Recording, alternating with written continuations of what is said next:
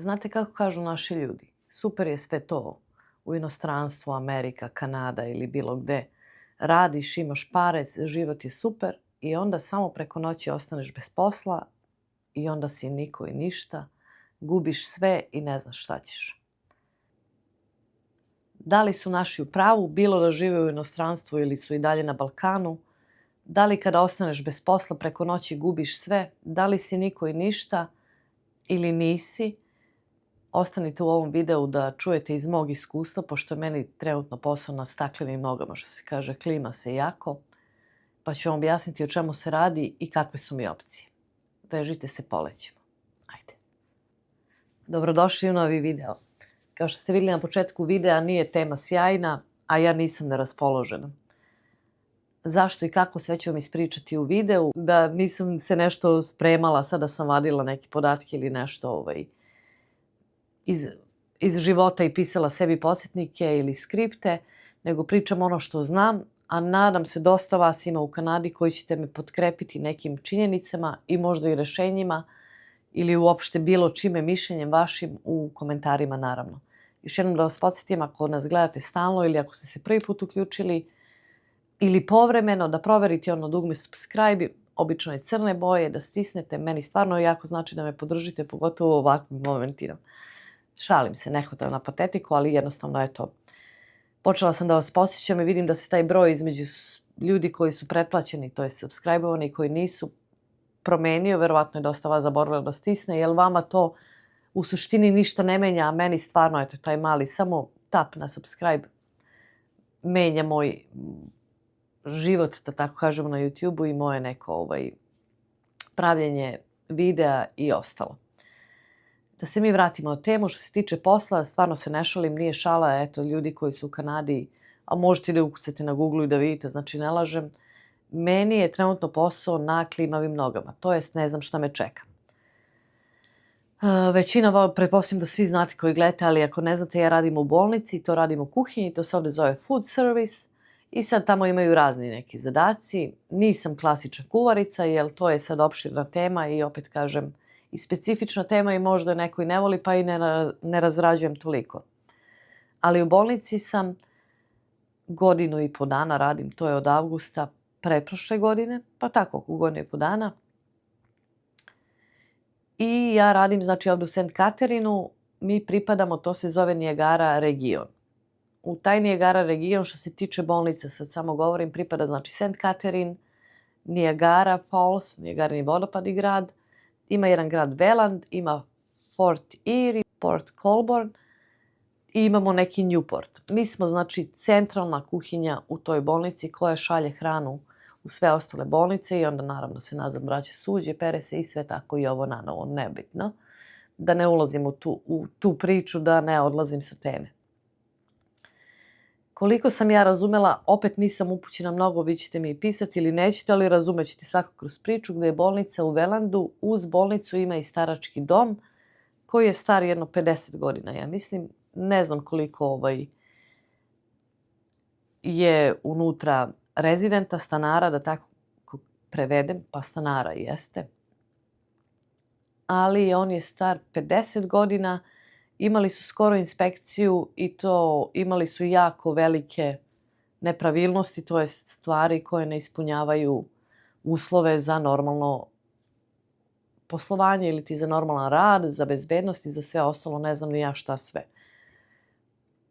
I rešeno je da, znači, inspekcija kada je prošla, to nisu prošli inspekciju, moraju to da poprave sve, ali to nisu sad tehnički stvari tipa ne radi česma, ne radi ovo, ne radi ono, neke veće stvari koje iziskuju mnogo više novaca za renovaciju.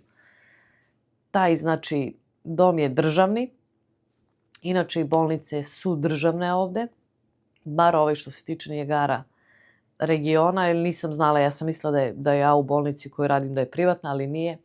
Pričala sam sa mojom direktorkom i ona mi je rekla da je državna, finansira se od države i od donacija, jel? Ona kaže da država ne finansira dovoljno koliko bi trebalo, to se svi uglavnom žale u zdravstvu i u staračkim domovima i svuda da država ne finansira dovoljno koliko bi trebalo. Pa se onda oni potkrepljuju donacijama, jel? Tako da taj starački dom su rešili da neće da ga renoviraju, nego će da ga sruše jednostavno. Ili će da, ne znam, šta god prodaju ili ne znam ja. Glavnom ga ne renoviraju i neće nastaviti da radi kao starački dom. U tom staračkom domu ima 180 zaposlenih. Ljudi koji rade tu godinama, 10, 15, 20 i više godina. Šta se onda dešava? Onda se dešava da ti ljudi će da dobiju, ne mogu dobiti otkaz tek tako, dobit će ponudu za posao da se rasporede u ovih 5 bolnica koje sam nabrojala, već ih da nastavljaju svoje radno mesto. Ponuđenim je, promena će biti lokacije, jer taj dom više ne radi, ali bit će im ponuđeno da rade isti taj posao, možda i ne isti, do toga ćemo doći pred kraj videa šta tu mene najviše možda uznemirilo, nepravda, ajde da kažem nepravda u vezi toga. Znači, ne samo zaposleni u food servisu, ne samo iz kuhinje, nego i sestre i one negovatelji ili kako već, čistačice i sve, znači sve ukupno njih 180.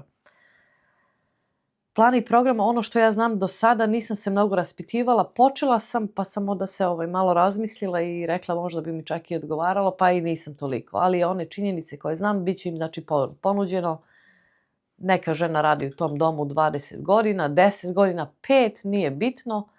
Oni će da kažu, pa mi imamo poziciju za tebe u St. Katerinu, u mojoj bolnici gde ja radim, to jest moje radno mesto. Part time ili ti pola radnog vremena, da li želiš da prihvatiš to? Ona kaže želim. Oni kažu dobro, nema problema, Milica radi samo 1,5 dana, manje je sa nama u firmi, izvini Milice, tvoje mesto ćemo da damo nekom drugom. I tako sve za 180 osoba koje rade tamo. U planu im je, ne u planu, nego su već ljudima koji su pred penziju, ne znam da li godinu, 2, više, manje, iskreno vam kažem, ne znam, nisam do detalja, razradit ćemo još ovu temu kasnije u nekom periodu kada se sve bude znalo i iskristalisalo, recimo, ponudili su im, kako kod nas to kažu, otpremninu, da im otplate verovatno godine te neke, ne znam koliko novaca po godini i da odu ranije u penziju. Da li će ljudi prihvatiti ili neće, ne znamo. Znači, ponude su poslate pismeno ili putem e-maila, nisam sigurna, tako da to sad ne mogu ja, niti smem da pitam moju direktorku šta je rekla Đurđe, hoće da ide u penziju ili neće ili šta je, znači to ne smeju oni da kažu. Jedno ako mi neko od kolega kaže, znam da je jedna koleginica prihvatila, ja mislim da ona ima 1 dana do penzije, oni su joj ponudili neki iznos. Mislim da je slabije od njene godišnje zarade, nisam, opet kažem, ne mogu da mogu, ali još nismo došli do tog nivoa razgovora sa kolegama da pitam koliko, pitaću otvoreno, mogu da pitam da li je isto, više ili manje koliko prima. Da znam da je ona prihvatila, znam da kolega koji radi sa mnom, to jest on radi kao puno radno vreme, a ja sam njegov pratioc, partner, sve ono što ostane od njegovih smena ja radim. On je isto pred penziju, isto, ja mislim, 1 dana. On je sad trenutno na odmoru, tako da ne znam. Da li će prihvatiti ili neće, ne znam. Šta se dešava dalje? Ok, prihvate njih 5, prihvate da uzmu tu otpremninu i da idu u penziju. Nema raspisivanja konkursa za te smene. Da je neko uzme. Te smene će kada oni odu biti podeljene drugima dok se ne nađe rešenje.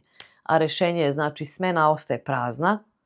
Niko ne polaže pravo na nju, rade ljudi tu smenu, ne gasi se smena, ali dok se ne reši sve sa tim ljudima iz tog staračkog doma, nikom se ta smena ne daje. Običaj je, ako recimo sad ja odem u penziju ili dam otkaz, moja smena se stavlja na, ajde tako kažem, oglas. Prvenstvo imaju oni koji rade u bolnici da se prijave i onda se određuje po da li imaš umeće za tu smenu, čak i ako nemaš, firma je dužna da ti obezbedi obuku i onda posle toga se gleda recimo ko je duže, ko ima to se ovdje zove seniority, ko je duže u firmi, ali ne sad ja radim u firmi 10 godina, a radim 2 dana nedeljno, a neko radi u firmi isto 10 godina, ali radi 5 dana nedeljno. Znači, ne gleda se koliko si godina u firmi, nego koliko sati si radi u firmi i onda se po tome određuje taj seniority. Mislim, i glupo bi bilo neko da, eto, ja recimo radim 10 godina po 2 dana nedeljno, neko 5 godina, naravno da ima veći taj seniority. Tako da vam je stanje što se toga tiče za sad zamrznuto. Nisam imala pojma, ja sam čula da će taj dom da se zatvara, ništa ja to nisam razmišljala. Kažem, ja sam mislila da je bolnica isto privatna, dok nisam saznala pre neki dan, dok nisam otvoreno pitala direktorku. I ja dolazim na posao i meni kolega, jedan koji radi, boga mi, po jedno 6-7 godina, puno radno vreme tu u bolnici, jel ti vidiš šta se dešava, moj posao je ugrožen. Sad on krene nešto, on meni, da kažem ovako, kao, ne da kažem da mi nije stabilan kao osoba, ali tako, eto, ne sluša. On je sa Filipina inače i njegov engleski je slab, niti ga razumem šta hoće mi kaže. Mi imamo, generalno ja i mi imigranti, imamo problem sa tim slaganjem vremena, da li je bilo ili će biti ili šta ću ili kako ću, da li sam bila ili nisam bila, nebitno. I glavno on ispriča, ja vičem dobro, završi on što ima svoje. Ništa ja njega ne zalazim dublje ili će da me zbuni. Po njegovoj priči je sve najgore i on je već traži posao da negde drugde. Ništa ja isključena skroz. Ja idem na posao da odradim svoju smenu i kako treba, da nema primedbi i idem kući. I on mene ispriča, kažem, ma dobro, ja nisam lenja i ja lepo kod direktorke na vrata kuc, dobro, šta se dešava? Kaže ona, šta se dešava? I ja kažem, taj mi je rekao to i to. Kaže ona, nije tako i onda meni objasni se taj dom zatvora i krene da mi objašnjava tako kako tako. Kaže da ona ne veruje da će uopšte do toga doći, da će dosta njih prihvatiti te otpremnine, pa nisam ni ja posljednja koja je došla u bolnicu, ona misli da to mene neće zakačiti. A i ako me zakači da neko uzme moj posao ili da baš hoće tu poziciju, uglavnom nebitno, ako dođe do toga, ja ću biti laid off. Šta znači laid off ovde? Laid off znači tehnički višak. Tako kaže, tehnički, tehnološki, kako god, sve jedno. Znate na šta mislim. I ja kažem, pa dobro. I ona kaže, nemoj da se sekiraš, još se ništa ne zna. Znači, krajem aprila bi trebalo da se slika iskristališe, dok oni su svi dobili ponude. Da li za otpremninu, da li za drugo radno mesto, šta, kako. I sad dati im je vremenski period kada moraju da se izjasne da li prihvataju ponudu ili ne. Koja god da je u pitanju. Ona kaže, do kraja aprila bi to trebalo da se iskristališe i da ničiji posao nije ugrožen i do kraja avgusta. Zato što taj dom će raditi do kraja avgusta, posle toga se zatvara i onda kreće ta raspodela. Kako se dogovorilo, ko je prihvatio koju ponudu. I ona kaže, nemoj da se sekira što se deli na 5 bolnica, pa sad neko neće ni da prihvati, ni da putuje sa ne znam iz kog mesta u ovo, možda neko nema, svakako različite su životne priče i mogućnosti. Ajde da dođe do toga, znači ja sam laid off. I ja kažem dobro i sad ja razmišljam i ja kažem jedino što mene brine, ne brine me toliko, izgubim posao, ja kažem pa iću radim u Tim Hortonsu, McDonald's, mislim za $18-19, nebitno radit ću, neću umreti gladna, neću ležati kući sigurno, to je znači ona prva moja pomisao i ja njoj samo kažem, ajte molim vas, nisam ni tako rekla, nego kažem, samo ako hoćete, znači da budete iskreni sa mnom, pripremite me na vreme, da eto, ja kažem, ja sebi ne mogu da priuštim sa mortgage-om, a mislim se u sebi u glavi 2 mortgage-a, ne mogu sebi da priuštim da sam bez posla, ni dana. Ja mogu da priuštim se, mislim, realno mogu da priuštim i mjesec dana da sedim kući bez posla i više. Mogu i da ne radim uopšte, da samo slobo radi, ali to bi bio onda neki drugi način života. Ali ja tako njoj kažem samo eto budite iskreni i kažete mi što me čeka, da ja budem spremna, napravim sebi, ja uvek volim da imam taj rezervni plan i uvek mislim na najgore, ja već sad gledam oglase gde ću da radim i kako ću. I ona kaže nema problema, bit ću kao totalno iskrena s tobom. To je ono što sam je zamolila i što je ona rekla da hoće. Pa da, evo. Ko je pitao za Medenu, zašto je nema u vidu? Aj samo sedi sad lepo i da pričam. Ona je rekla da hoće. I ja kažem dobro. Sad šta mene buni? Šta je problem? Kad radite u staračkom domu, dok sam ja radila, znam da je to bio zakon, morao si da imaš college završen koji ja imam da bi radio kao taj food service worker. Ne znam da li su to ukinuli, zato što je bila velika potražnja, jer pričali smo već o tome da nema mesta u domovima, da se zidaju, da nema dovoljno obuke, da su dovodili imigrante i davali im školu, država je plaćala za negovatelje školu, pričalo se i da će i za kuhinju, znači za te kuhinske poslove da plaća država. I bila je i priča da će da se ukinu koledži za što se tiče staračkih domova. Ne znam kako je stanje, nisam u kontaktu, stvarno ne znam da li je i dalje tako. Jedino što mora da se ima da bi se radio u kuhinji u bolnici u ovom momentu je taj neki food handler. To je test koji radiš tipa našeg nekadašnjeg sanitarnog minimuma. Kad se peru ruke, kad pečeš meso, koja vrsta mesa i koja temperatura treba da bude, koliko dugo, čuvanje hrane, koje su rizične. Mislim, stvarno neke gluposti, taj test traje tipa pola sata i gotovo. Naučiš, nabubaš, odeš online na telefon i položiš test. Jedino što se meni tu ne sviđa u celoj ovoj priči je što ta medicinska sestra, čistačica, negovateljica, bilo domar, bilo koja grana u tom staračkom domu može da ugrozi nas kao kuhinju. Zato što svi oni mogu da polože taj test i da kažu ok, ja jesam sad čistačica ili jesam medicinska sestra, pa ići ću da radim u kuhinji u bolnici. Dok ja, recimo, kada bi bila obrnuta situacija, ili taj neko iz kuhinje koji je tamo u tom staračkom domu izgubio posao, ne može da aplicira za medicinsku sestru, mora da ima završenu školu, ne može za negovateljicu, može možda za domara da aplicira, završite neke kurseve za kako se vuče viljuškar i gluposti neke što se tiče sigurnosti stvari. To je ono što se meni ne sviđa, što sam je pitala direktorku, pa dobro, nije fair, znači mi smo ugroženi od strane svih odeljenja. I ona je meni rekla, pa u pravu si, nemam kao konkretan odgovor na to, ali ću baš pošto se sad sastanci vode i isto čuda, to je sad ipak svima se klimaju poslovi, pogotovo u današnje vreme, niko neće da odustane od svog posla. Tako da će kad bude bila na sastanku da vidi šta će tu da se desi. Jedna druga koleginica koja nam je onako da kažemo lider u kuhinji, ja ne znam da li ona ima neko veće zvanje od nas ostalih, ali uglavnom tu nije ni menadžer, ni supervizor, ali je organizator posla, onako što se kažemo iz naroda, da nas stvarno sve i nauči, i pomogne, i organizuje, i da vidi, reši neke probleme. Ona je u pregovorima sa Unijom. Danas sam nju srela na hodniku i kažem, čekaj, da te pitam samo ne, ona ide kući i ja isto idem kući, svako na svoju stranu, znate kada otkuca, kad zvoni za kraj časa svi beže. Ja kažem, ako dođe do toga, da li sam ja otpuštena ili sam tehnički višak? Ili tehnološki, ja ne znam kako se to kaže. Nisam nikad bila to tamo kod nas dole. Ona kaže, tehnički višak si. I ja kažem, jel ja onda mogu da idem na biro? Kaže ona, naravno da možeš i da budeš godinu dana. Tako da, palo je to meni na pamet, zato sam ja nju i pitala to danas, da bi meni možda i dobro došlo da ja odem malo na biro, da ja malo legnem i da odmorim. I bila bi plaćena godinu dana, ne puni iznos, manje. Ne znam kako se računa. Ja sam bila na tom birovu kad je bila korona i kad smo se selili, kad smo bili podstanari pa kupili ovde kuću, tad sam bila na birovu skoro godinu dana. Stvarno sam odmorila.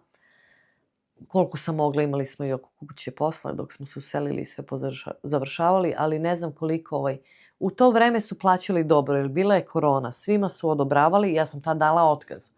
U suštini ne bi smela da idem na biro, ne bi me biro plaćao ako ja dam otkaz i ako sam otpuštena mojom greškom, prekršim, znači neko pravilo, ja mislim da ti biro ne plaća onda ništa, ali ako si tehnički višak ili ako si otpušten ne svojom greškom, onda ti plaćaju. Mislim da je tako, opet ćete se nadovezati ko se razume u to, ima vas dosta iz Kanade koji gledate.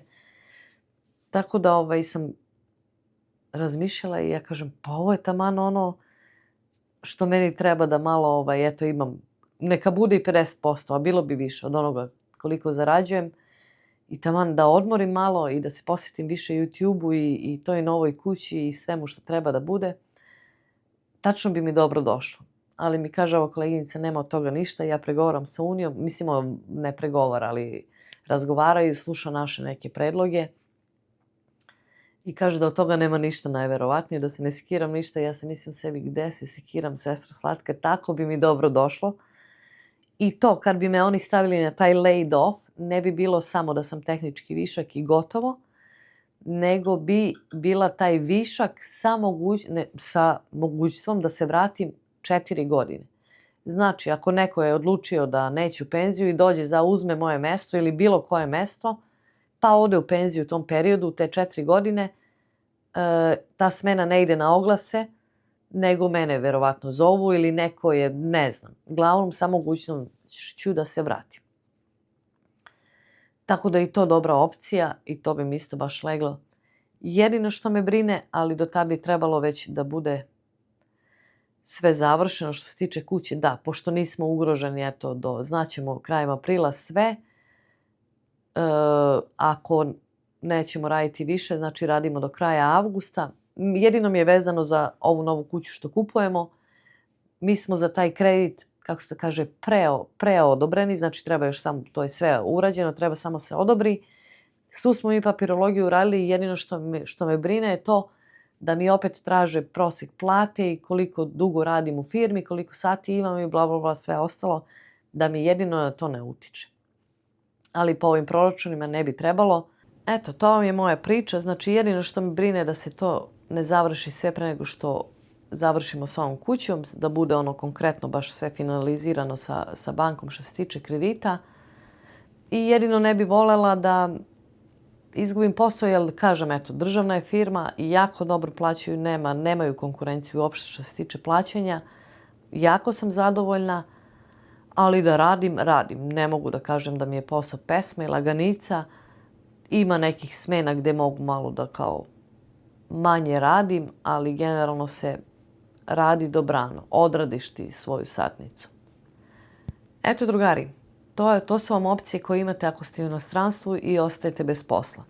Znači, ako niste svojom krivicom izgubili posao, tu vam je biro, prijavite se i budete plaćeni najviše godinu dana i u tom periodu između toga tražite drugi posao. Jedino što je začkoljica, neko bi rekao sada je super, eto, odmaraš godinu dana i da primat ćeš neki novac, možeš da odeš malo da posjetiš rodni kraj, mamu i tatu i ostalu rodbinu, ali ne. Ovde kada si na birou, ako napuštaš Kanadu za taj, ne znam uopšte da li smeš da napuštaš Kanadu ili ako smeš za taj period koji si van Kanade ne dobijaš plaćeno. Tako da nije ni Kanada toliko naivna.